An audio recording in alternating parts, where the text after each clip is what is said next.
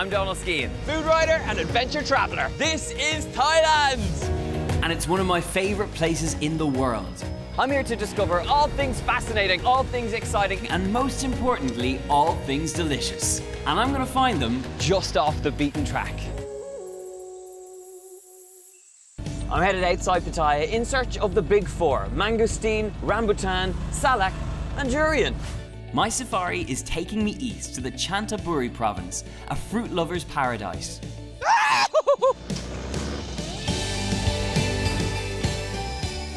Mangosteen, the first of our 4 fruits.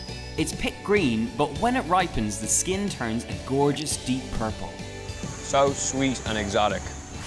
The rain's back, but I'm still on a mission. Next stop, Salak and Rambutan. Aha, no, this is Salak. Fruity goodness. Number 3 on the list, Rambutan. I got it. I've only one fruit left to find, the Durian. It's famous, but not just for its taste. Woo! That is a pungent aroma. That is seriously fruity. I came in search of the big 4 and I've got them all, and had a big adventure along the way. And all just by heading off the beaten track.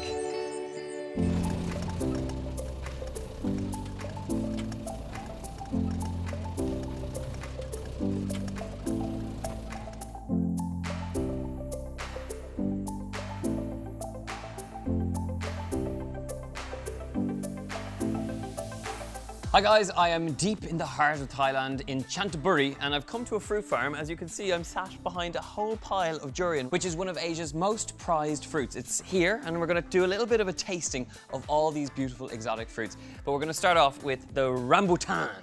What I love about these is just how hairy and spiky they are.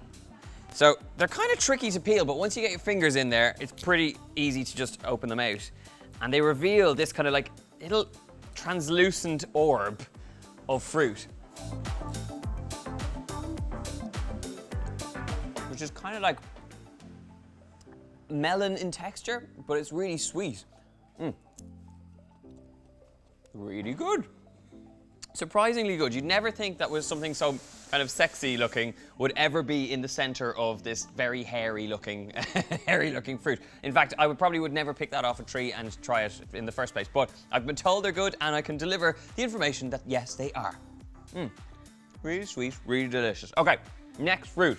Now this one I'm a little bit worried about because I've been told that they're called the snakeskin fruit, also known as the salak. So I'm going to try and peel this.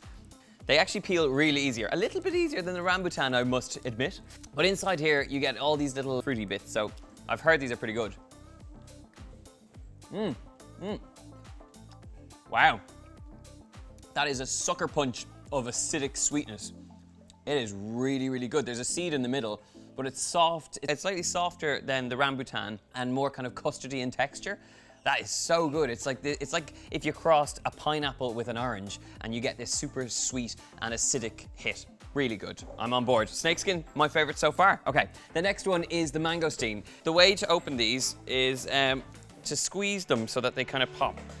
In here, you get to reveal all of that gorgeous fruit. And it's so strange, like something that's so intensely purple on the outside, it kind of looks like something you'd find in Pokemon or something like that, reveals these gorgeous ghost white little fruits.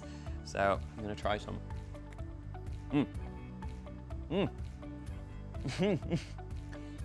It's very slippery and very slidey, really sour and acidic. Sweet as well, but it's kind of like if you had a satsuma crossed with a pineapple again. They're all in this kind of same family here. They're very sweet, but also very acidic, and it's all about the texture with these. It's really intense and fleshy. I know if that's possibly not what you want to hear about fruit, but that is absolutely gorgeous. Yeah, really good. And now I have been holding off because the last one is the one that I'm slightly scared of. This is the durian fruit, and this is the most highly prized fruit in Asia. Basically, wherever you go in Asia, you will always see signs in hotels and subways where it says durian, and then there's like a line through it, so you're not allowed to bring durian on any public transport. And there's a good reason, because right now, the smell is intense. But this is highly prized after, and it's a delicacy over here. It's quite expensive to buy, and as you can see behind me, there's quite a lot of them. I feel like I'm in the perfect place to try some really good Asian fruit.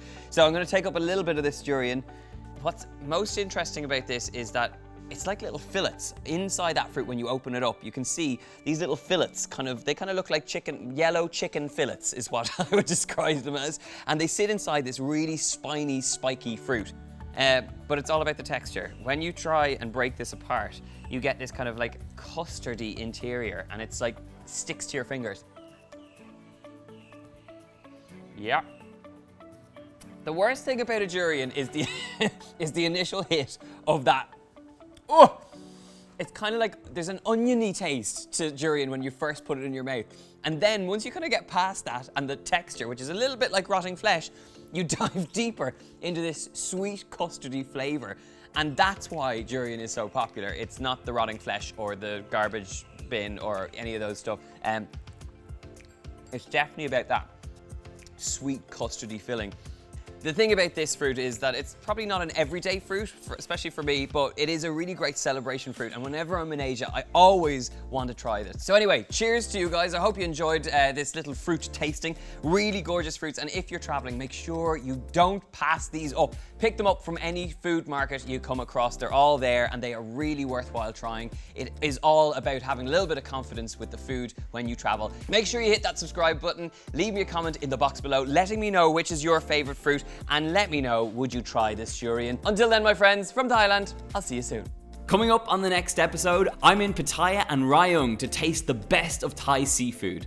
I'll be doing a spot of fishing and learning how to make some seriously great tom yum soup from the experts. All that and plenty of street food along the way.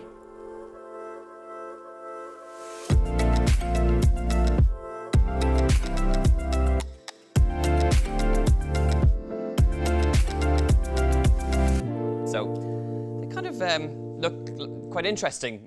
You wouldn't want to look at them too long, otherwise you might come up with a description for them that would not be appropriate for the internet. But here we are. So I'm going to take these apart